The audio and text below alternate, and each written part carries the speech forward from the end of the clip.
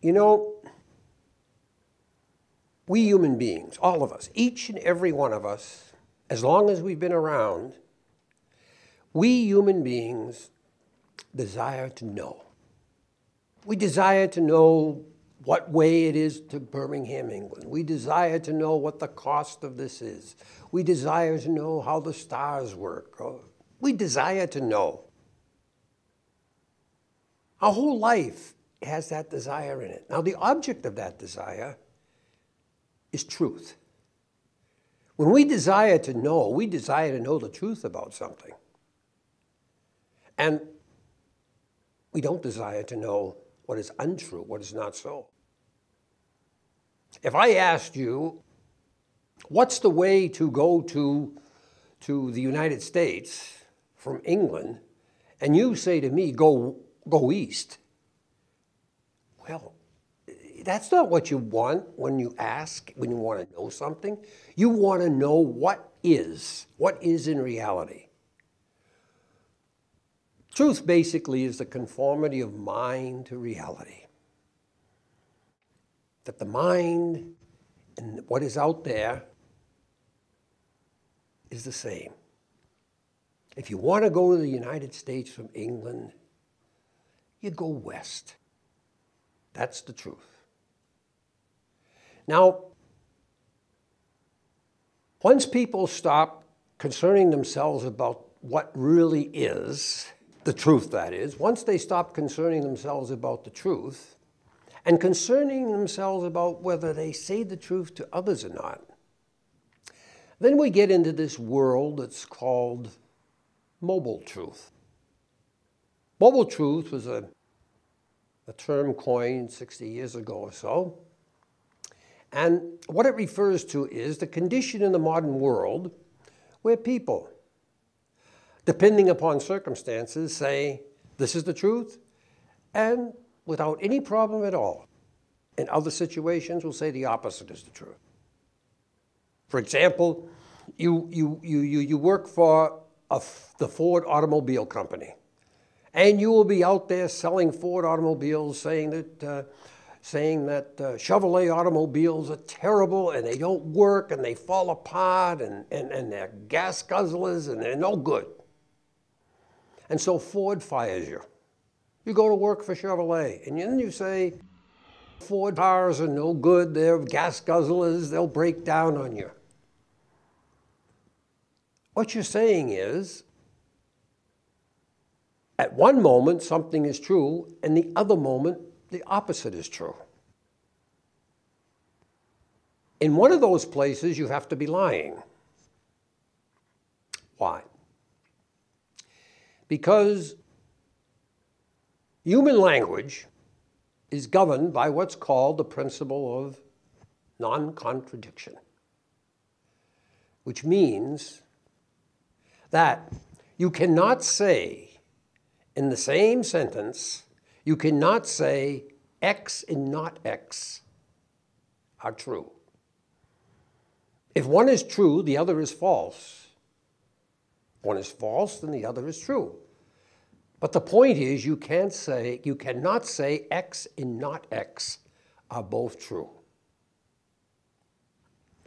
This becomes a problem in Christianity. Not only for people that look at Christianity and want to know who Jesus is and what he taught and what he's all about. It's a problem within Christianity. Because people in Christianity also want to know who Jesus is, what he's all about, what he taught, what he meant, what his purpose is. Now, it is the consensus of biblical scholarship that the Jesus of the Gospels, Matthew, Mark, Luke, and John, that the Jesus of the Gospel, the historical Jesus, as far as we know the historical Jesus, the Jesus of the original tradition of the church, the Jesus who walked the face of the earth,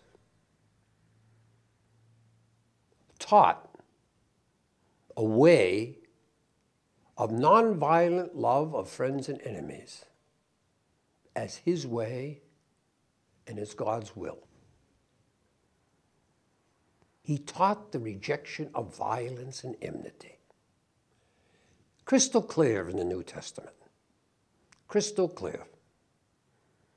There is absolutely no doubt about that's what Jesus taught. However, over the last 1800 years or so, Christians have taught something different.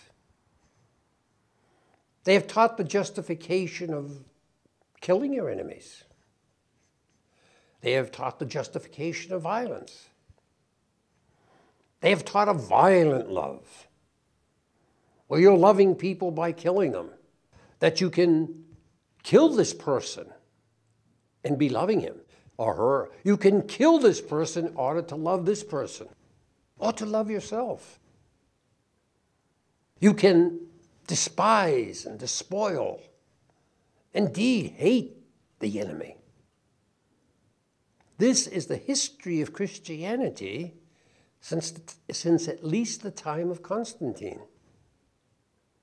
It's a history of redefining love in a way that is the opposite of what Jesus taught.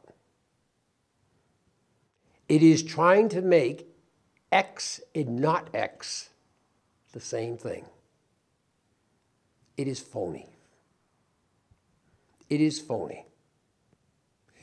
If Jesus is just a human being, just that, what he teaches is open to understanding to any human being, and he teaches the nonviolent love of friends and enemies, the rejection of violence and the rejection of enmity as God's way. Just human respect for the truth of what is, not whether he's right or not, but just what is it that he taught. Human respect for what is requires recognizing that Jesus' teachings are teachings of nonviolent love of friends and enemies. That is the truth. If you teach that Jesus taught violence and enmity as something that people could do following him, you are not teaching the truth about what Jesus taught by word and deed was the way of God, his way. You are teaching untruth, illusion, unreality. You're just prevaricating. That's not the way for people to live. If he said it, you say it. Don't try to make it into its opposite. Jesus with the machine gun, Jesus stabbing people in the throat, Jesus burning people to death. It's an absurdity.